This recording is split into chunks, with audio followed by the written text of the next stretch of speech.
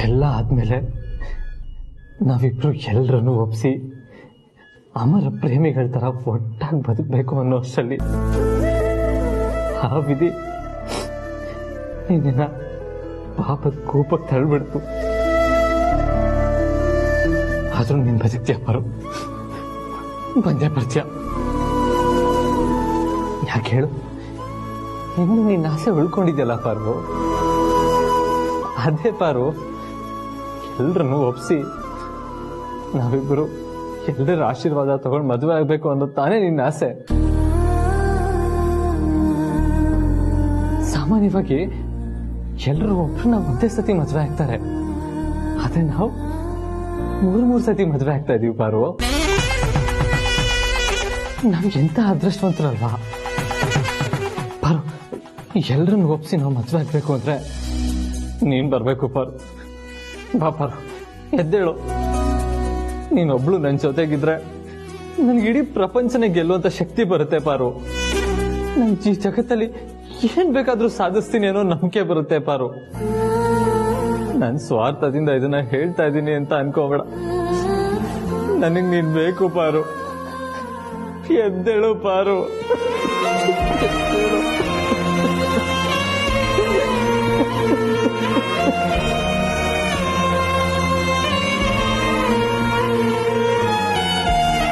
ಯಜಮಾನ್ರೆ, ನೀವ್ ಯಾವತ್ತೂ ಅಳಬಾರ್ದು, ನಗ್ನಗ್ತಾ ಇರ್ಬೇಕು ಅಂತ ಇದ್ದೋಳ್ಗೆ ಇವತ್ ನನ್ ಕಣ್ಣೀರ್ ಕಾಣಿಸ್ತಾ ಇಲ್ವಾ ಪಾರು? ನಾನು ಅಳದ್ ನಿನಗೆ ಇಷ್ಟ ಇಲ್ಲ ಅಂತಿದ್ದೆ ತಾನೆ? ಸರಿ, ನಾನು ಅಳಲ್ಲ. ನೀನ್ ಎದ್ದೇಳ್ತೀಯ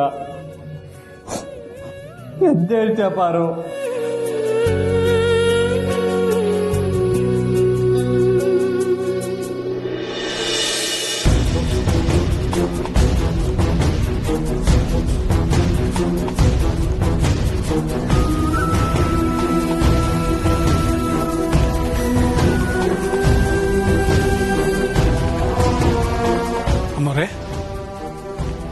ಯಾವ ಕಡೆಗೆ? ಹಾಸ್ಪಿಟ್ಲ್ಗೆ ಹೋಗ್ಬೇಕು, ಸ್ಪಂದನ ಹಾಸ್ಪಿಟ್ಲ್ಗೆ.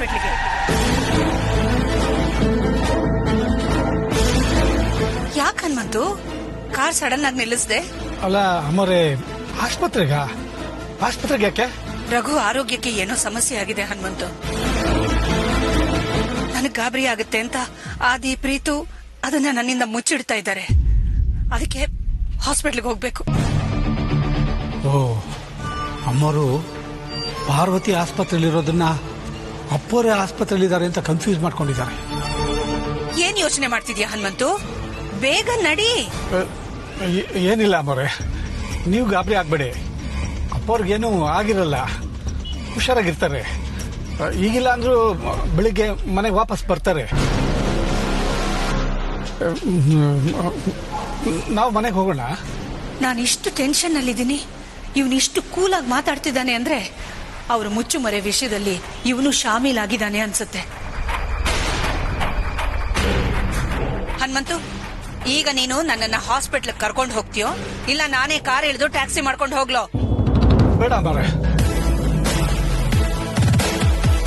ಹೋಗೋಣ, ಆಸ್ಪತ್ರೆಗೆ ಹೋಗೋಣ. ಡ್ಯಾಡ್, ಸಾರಥಿ ಈಗ ಮನೆಗೆ ಹೋದ್ರಲ್ಲ, ಸಾರಥಿ ಮಾಮ್ ವಿಷಯದಲ್ಲಿ ಒಂಥರ ಬಾಹುಬಲಿ ಕಟ್ಟಪ್ಪ ಇದ್ದಂಗೆ. ಒಂದ್ ವೇಳೆ ತನ್ನ ಮಗಳಿಗೆ ತಾನೇ ವಿಷ ಹಾಕಿದ್ದೀನಿ, ಈಗ ಹಾಸ್ಪಿಟಲ್ ಅಲ್ಲಿ ಅಡ್ಮಿಟ್ ಆಗಿದ್ದಾಳೆ ಅಂತ ಏನಾದ್ರು ಮಾಮ್ ಹತ್ರ ಹೇಳ್ಬಿಟ್ರೆ ಏನ್ ಮಾಡುದು ಡ್ಯಾಡ್?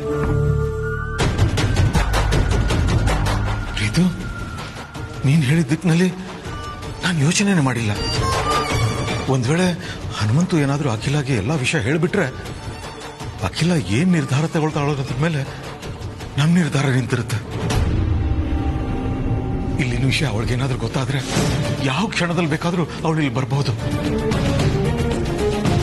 ಎಕ್ಸ್ಕ್ಯೂಸ್ ಮೀ, ರಘು ಅನ್ನೋರು ಯಾವ, ಐಮ್ ಸಾರಿ, ಅರಸನಕೋಟೆ ರಘುರಾಮ್ ಅವರು ಯಾವ ವಾರ್ಡ್ ಇದ್ದಾರೆ? ನಿಮಿಷ ಮ್ಯಾಮ್, ಚೆಕ್ ಮಾಡಿ ಹೇಳ್ತೀನಿ. ಹಾಸ್ಟೆಲ್ ಯಾರು ಇಲ್ಲ ಮ್ಯಾಮ್?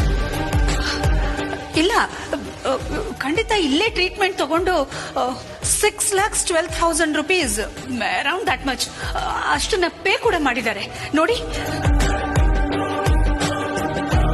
ಚೆಕ್ ಮಾಡಿ ನೋಡಿ ಹೇಳ್ತೀನಿ. ಆಗ್ಲೇ ಬಂದಾಯ್ತು ಡ್ಯಾಡ್.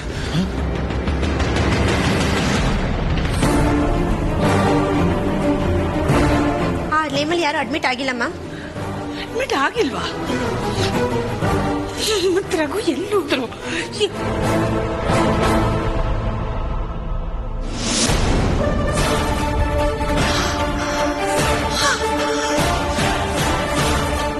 ರಘು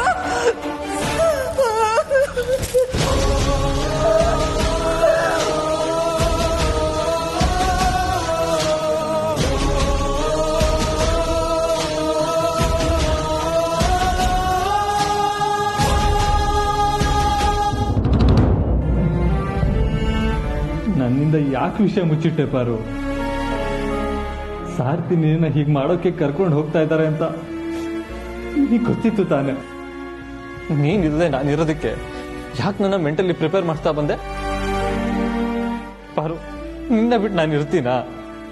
ಅದನಿಗೆ ಸಾಧ್ಯನಾ? ಹೇಗ್ ನೀನೆಲ್ಲ ಡಿಸೈಡ್ ಮಾಡ್ದೆ?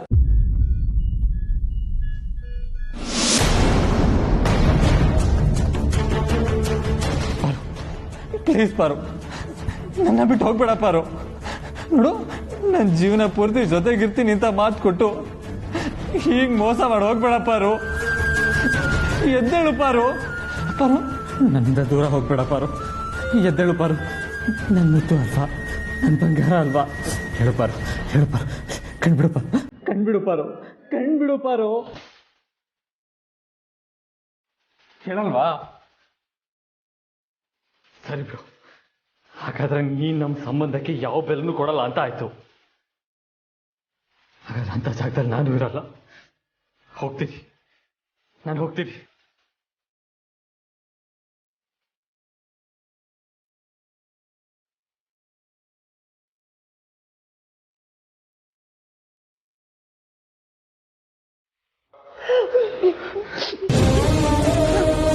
ರಘು, ನಿಮ್ಗೇನೋ ಆಗಿಲ್ಲ ತಾನೆ? ನೀವು ಚೆನ್ನಾಗಿದ್ದೀರಾ ತಾನೆ? ನಿಮ್ಗೇನೋ ಆಗೋಗಿದೆ ಅಂತ ನಾನು ಎಷ್ಟು ಗಾಬರಿ ಆಗೋಗಿದ್ದೆ ಗೊತ್ತಾ? ನನಗೇನು ಆಗಿಲ್ಲ ನೋಡು, ನಿನ್ ಮುಂದೆನೆ ನಿಂತಿದ್ದೀನಿ, ಚೆನ್ನಾಗಿದ್ದೀನಿ. ಮತ್ತೆ ನೀವ್ ಯಾಕೆ ಈ ಹಾಸ್ಪಿಟಲ್ ಅಲ್ಲಿ ಇದ್ದೀರಾ? ಯಾಕೆ ಹಾಸ್ಪಿಟ್ಲಿಗೆ ನಮ್ ಜಾಯಿಂಟ್ ಅಕೌಂಟ್ ಇಂದ 6,12,000 ರೂಪಾಯಿ ಪೇ ಮಾಡಿದ್ದೀರಾ? ಹೇಳಿ ರಘು.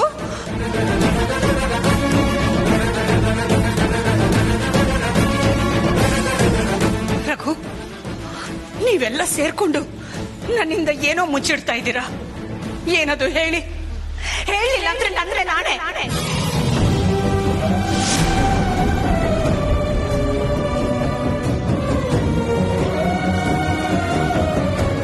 ಅಖಿಲ, ಹೇಳ್ತೀನಿ.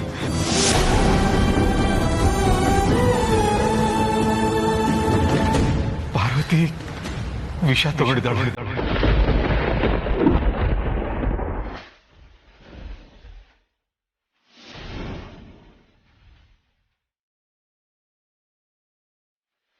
ಏನ್ ಹೇಳ್ತಿದ್ದೀರಾ ಭಾವ? ಪಾರ್ವತಿ ಯಾಕೆ ವಿಷ ತಗೊಂಡಿದ್ದಾಳೆ?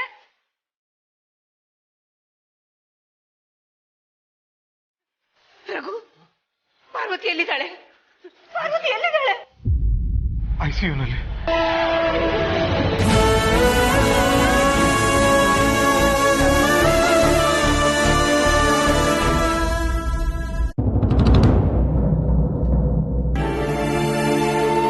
ಹಾಗಿದ್ಮೇಲೆ ನೀನ್ ನನ್ನ ಯಜಮಾನ್ರೆ ಅಂತ ಕರಿಬಾರ್ದು, ಗಂಡ ಅಂತ ಕರಿಬಾರ್ದು. ನಾನು ಅಷ್ಟೇ, ನಿನ್ನ ಅರ್ಥಾಂಗಿ ಅಂತಾನು ಕರೆಯಲ್ಲ, ಹೆಂಡತಿ ಅಂತಾನು ಕರೆಯಲ್ಲ. ಹಾಗಿದ್ಮೇಲೆ ನಾವಿಬ್ರು ಗಂಡ ಹೆಂಡತಿ ಅಂತ ಅಲ್ಲ. ಹಾಗಾದ್ರೆ ಆ ಕುತ್ತಿಗೆಯಲ್ಲಿರೋ ತಾಳಿ ಯಾಕೆ ಬೇಕು ಹೇಳು? ಅದಲ್ಲಿ ಇರಬಾರ್ದು.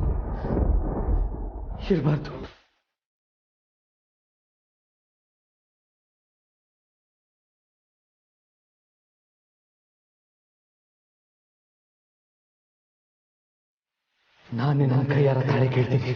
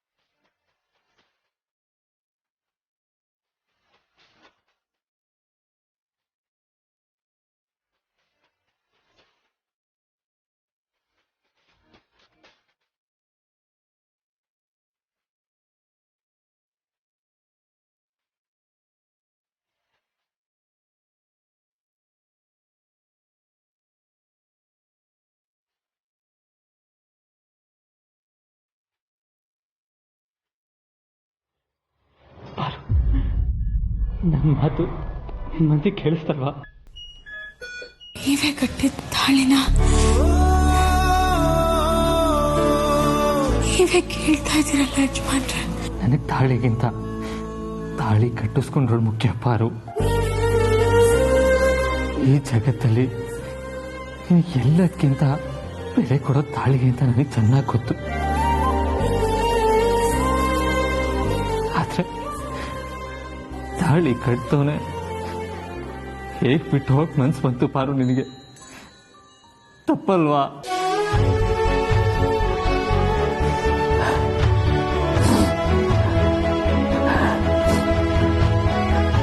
ಅಷ್ಟಕ್ಕೂ ನಾನೇನು ಆ ತಾಳಿನ ಕೇಳ್ತಾ ಇರಲಿಲ್ಲ. ಈ ಜಗತ್ತಲ್ಲಿ ಯಾವುದೇ ಮೆಡಿಸಿನ್ ಮಾಡೋಕ್ಕಾಗದೇ ಇರೋದನ್ನ ಈ ತಾಳಿ ಮಾಡುತ್ತೆ ಅಂತ ನನಗೆ ಅನ್ನಿಸ್ತು. ತಾಳಿ ಜೊತೆ ನಿನಗಿರೋ ಗಾಢವಾದ ಸಂಬಂಧ ನಿನ್ನನ್ನು ಎಚ್ಚರಗೊಳಿಸುತ್ತೆ ಅಂತ ನನಗೆ ಅನ್ನಿಸ್ತು. ನನ್ನ ನಂಬಿಕೆ ಸುಳ್ಳಾಗಿಲ್ಲ ಪಾರು. ನನ್ನ ಪಾರು ನನಗೆ ಸಿಕ್ಕದ್ಲು. ನನ್ನ ಪಾರನ್ನು ಉಳಿಸ್ಕೊಂಡೆ.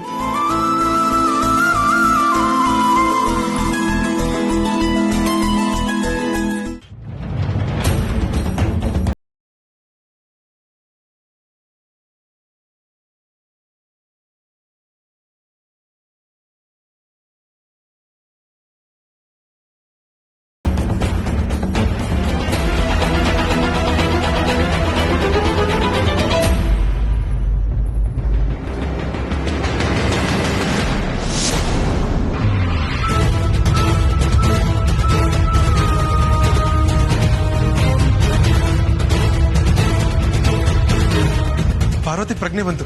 ನಾನು ಡಾಕ್ಟರ್ ಕರ್ಕೊಂಡ್ ಬರ್ತೀನಿ.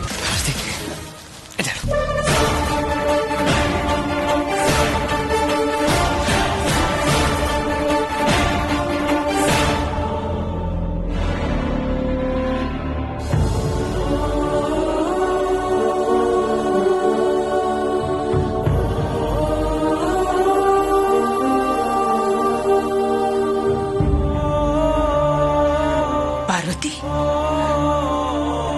ಏನಾಯ್ತಮ್ಮ ನಿನಗೆ? ಯಾಕಮ್ಮ ವಿಷ ತಗೊಂಡೆ?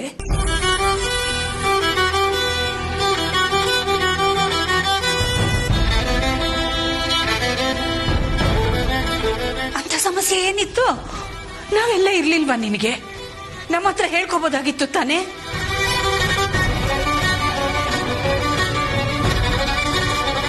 ವಿಷ ತಿಂದಿದೆಯಲ್ಲಮ್ಮ. ಯಾಕಮ್ಮ? ಯಾಕಿಂತ ನಿರ್ಧಾರ ತಗೊಂಡೆ ನೀನು?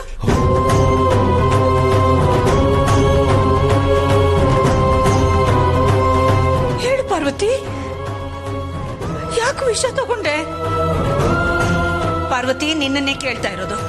ಯಾಕೆ ಹೀಗ್ ಮಾಡ್ದೆ? ಯಾಕಿಂತ ನಿರ್ಧಾರ ತಗೊಂಡೆ? ಆದಿ, ರಘು, ನಿಮ್ಮಿಬ್ಬರಿಗಾದ್ರೂ ವಿಷಯ ಗೊತ್ತಿರ್ಬೇಕಲ್ಲ. ಹೇಳಿ, ಪಾರ್ವತಿ ಯಾಕೆ ವಿಷ ತಗೊಂಡ್ಲು? ಯಾಕೆ ಪಾರ್ವತಿ ವಿಷ ತಗೊಂಡ್ಲು?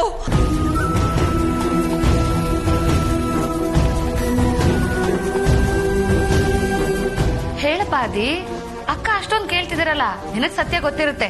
ಹೇಳು. ಹೇಳ್ತೀನಿ.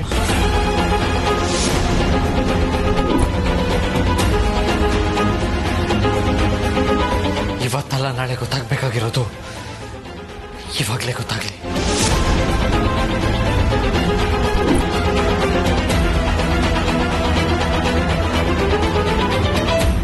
ದೇವಪ್ರಸಾದಲ್ಲಿ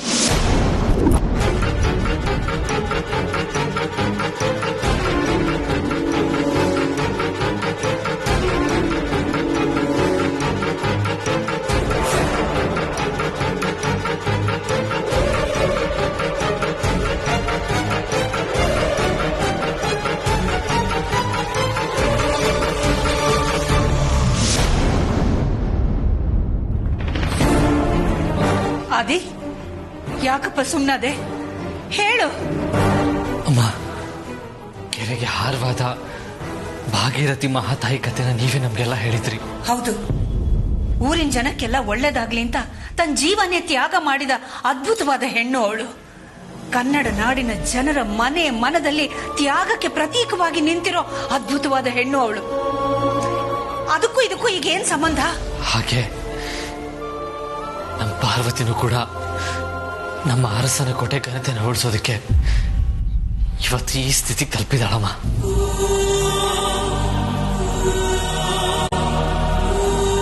ಏನ್ ಹೇಳ್ತಾ ಇದೀಯಾ ಅದೇ ನೀನು? ನಾನು ಹೇಳ್ತೀನಿ ಅಖಿಲ, ನಮ್ಮ ಪಾರ್ವತಿಗೆ ಯಾರೋ ಭವಿಷ್ಯ ನುಡಿದಿದ್ರಂತೆ. ಅರಸನ ಕೋಟೆ ನೆಮ್ಮದಿ ಉಳಿಬೇಕು ಅಂದ್ರೆ ಒಂದು ಬಲಿ ಆಗ್ಬೇಕು ಅಂತ ಹೇಳಿದ್ರಂತೆ.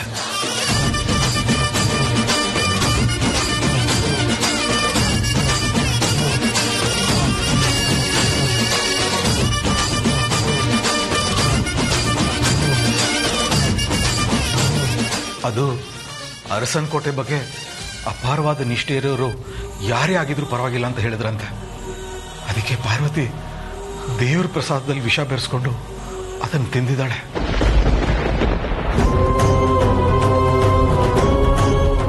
ನಮ್ಗಳಿಗೋಸ್ಕರ ತನ್ನ ಪ್ರಾಣನೇ ತ್ಯಾಗ ಮಾಡಕ್ ಹೊರಟಿದ್ಲು ಈ ಮಹಾತಾಯಿ.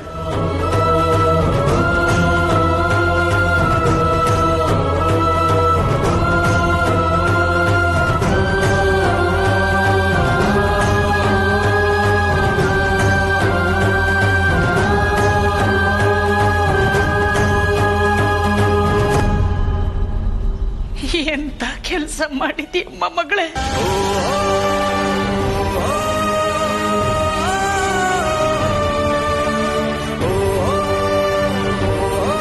ನನ್ ಮಗಳು ಇಂಥ ಪರಿಸ್ಥಿತಿ ತಲುಪೋದಕ್ಕೆ ಯಾರ ಕಾರಣ ರಘು? ಅದು ಬಿಡು ಅಖಿಲ, ಅವ್ರಿಗೆ ಸರಿಯಾದ ಬುದ್ಧಿ ಕಲಿಸಿದ್ದೀನಿ.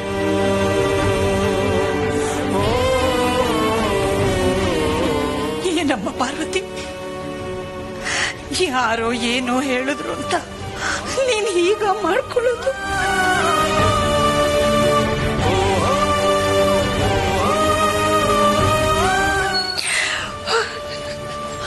ಡಾಕ್ಟರ್, ಇವಳು ನನ್ನ ಮಗಳು.